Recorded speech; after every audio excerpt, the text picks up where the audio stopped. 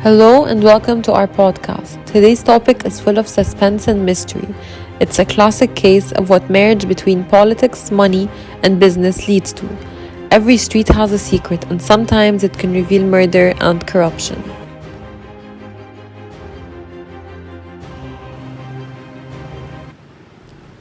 Talaat Mostafa Street is located in Rahab. It's one of the main streets in Rahab city, not because of its name but also because it is one of the oldest streets in Rahab. It is a main street that connects all streets. For someone to be able to reach any destination in Rahab, it is very likely that they will have to pass through Talaat Mostafa Street. Talaat Mostafa Street was named after the father of CEO of Rahab and the Talaat Mostafa Group, Hisham Talaat Mostafa. When the late Talaat Mostafa died, he passed on his legacy to all four of his children. However, the head is his eldest son, Hisham Talaat Mostafa. But one thing people don't really know is that the son of the owner of the housing estate, Hisham Talaat Mostafa, was imprisoned on September 2nd, 2008 and charged and convicted on May 21st, 2009 for his role in the murder of Suzanne Tamim, a Lebanese singer who was his mistress for 3 years. It took only a few minutes for the court to reach its verdict: death by hanging for Egyptian tycoon Hisham Talaat Mostafa. Mostafa was found guilty of paying retired policeman Mohsen al-Zukari $2 million to kill his lover of 3 years, Lebanese pop diva Suzanne Tamim, after she married another man. Al-Zukari was also sentenced to death. The verdict has shocked many. We don't accept this verdict. We think that this sentence is very cruel, extremely cruel. The judge's own belief led to this ruling, but we reject it.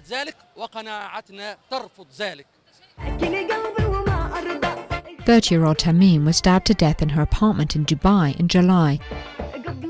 Mustafa is a close friend of Egyptian President Hosni Mubarak's son Gamal and part of a powerful group long known as the Untouchables because they were rarely seen to face justice. Friends say Tamim was trying to escape in any way to break off her relationship with Hisham. She even had to leave Cairo to escape. However, Hisham's death penalty by hanging was reversed due to a legal technicality. He was convicted to 15 years in jail after a retrial in 2010. حكمت المحكمة حضوريا للمتهمين.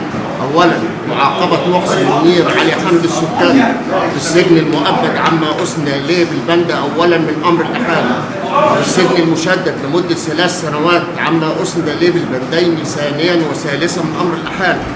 ثانيا ومعاقبة هشام طلعت مصطفى إبراهيم بالسجن المشدد لمدة 15 عاما عما أسند إليه. The court also upheld the life sentence for Mohsen al-Sukkari, the security guard allegedly paid $2 million to kill Tamim. The murder case gripped the Arab public at the time, as Mostafa was seen as typical of an elite that used wealth and political connections to escape the law. Egyptians say the case may never be solved. Nobody knows the truth. Maybe Talaat Mostafa is being framed. Why would he kill a singer, risk prison? He's a businessman and owns billions. The Egyptian judiciary won't see this through. He's a businessman, and in our country that means power. Mostafa was released on June 23, 2017, after securing a presidential pardon after spending 9 years in jail. Mostafa came back to Talaat Mostafa Group as chief executive and managing director after his release from prison. Although the sentences could have been appealed by the defendants, the prosecutor, or Tamim's family, but it was widely reported in the Arab media that Mostafa had agreed to pay hundreds of millions of dollars in compensation to her family. Talaat Mostafa Street is one of the most important streets in Rahab city. It is a true representation of the corruption that was going on in Egypt. It will always be a remembrance that Mostafa's influence kept him from the gallows. Every street has its own different story. And thank you for listening to ours. This podcast was produced by Nouran and Layla.